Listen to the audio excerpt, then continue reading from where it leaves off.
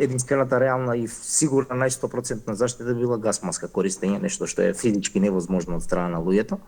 Во принцип, најсоодветниот начин за заштита би бил користење на FFP2 или FFP3 маски, секако и оние фамозни N95 маски, кои што како така би направиле една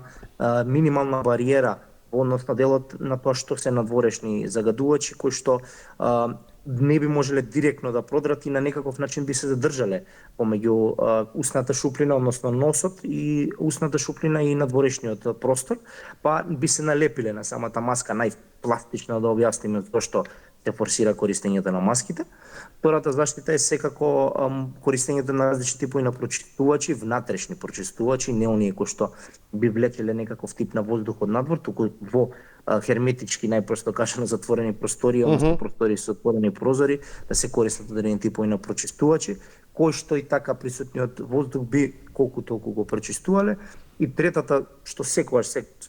често ја кажувам и сакам да ја кажувам и е потврдено и од своја лична пракса, верувам и од пракса на сите вас, е да заминете од тука на одреден временски период